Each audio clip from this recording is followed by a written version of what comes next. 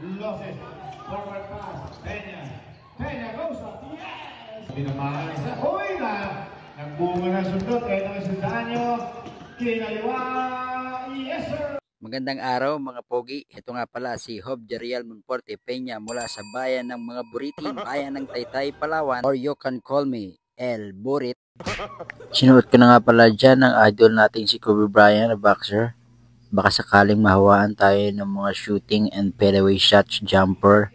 At ito, mag-spray muna ako ng pampabaho sa kilikili para hindi tayo madepensahan ng ating kalaban. So, umuot na lang ako ng puti na damit dahil hindi naman ako ang naglalaba.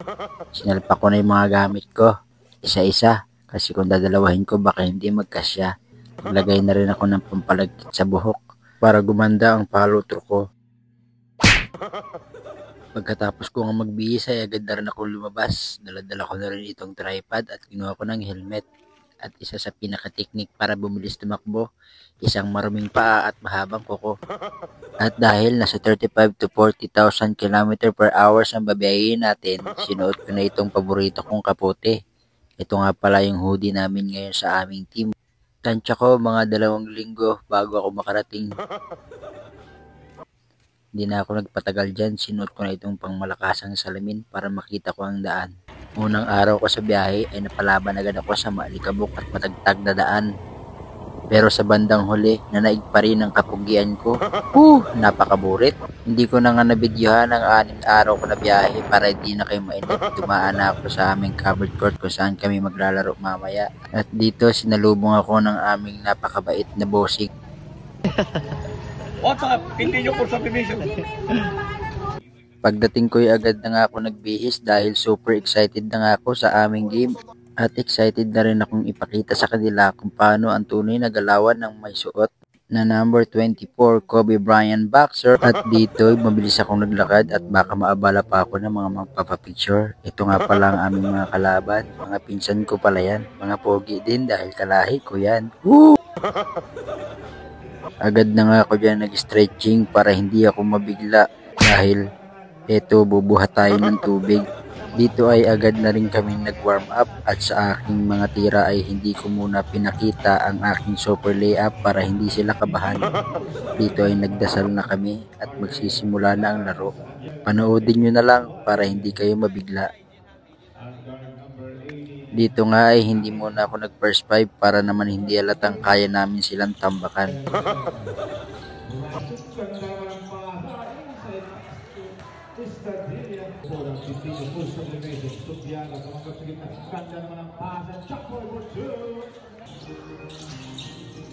Dito ngayon lumabas ang pawis ko kahit di pa ako nakakalaro dahil sobrang init ng kamay ko. Lamang nga pala ng 3 ang kalaban sa first quarter. At ito, kinamayan ko sila at sinabi kong ako na ang bahala, kumalma lang kayo. Pagpasok nga ng second quarter ay nakaminiran sila.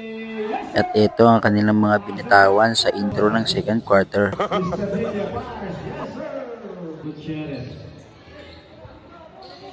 Kaya naman, hindi na makapagpigil si coach at ito, pinasok na ako. Tumayo na ngayon ang number 24 na si Peña at dito ay marami talagang nag-aabang na mga highlights na ipapakita ko. Pinaburitan ko nga agad sila ng isang magandang pasa dito sa aking kasamang si Arsaga. Kaya lang sumablay.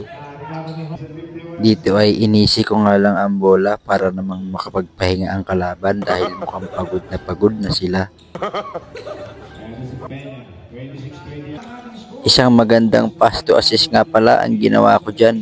Hindi rin ako masyadong persado dahil alam kong kayang-kaya namang umiscore ng mga kasama ko. At dito ay isang magandang alley-oop ang ginawa ko at nagbunga ito ng turnover ng kasama ko. Tignan nyo. Another alley-oop, blind pass na naman sana kaya lang hindi siya nakapwesto ng maayos kaya ayun, naula ang sabaw. At dito na may sinadya ko namang maagawan ako ng bola para naman magkaroon ng record ang kasama ko na steal dahil wala siyang record kahit anuman.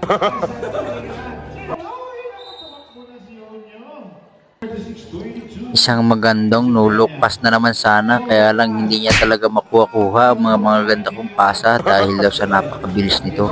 At dito ay parang binuburitan ako ng aking pinsan kaya hindi ko na pinalagpas. Inagawan ko ng bola. Eto, para may puntos ka.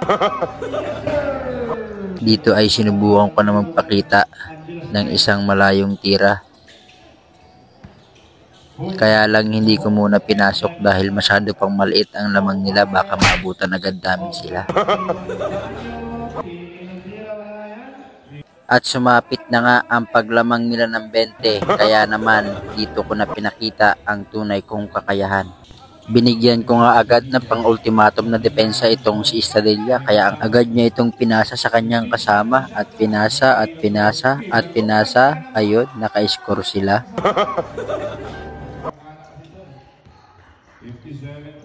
Dito ay nag-relax ako sa pag-dribble upang maisi namin ang oras at binigyan ko lang ng napakasimpleng pasa para makakuha ng foul counted. At pagkatapos nito ay nagkunwari akong hindi marunong magdepensa. Pero kinabahan siya.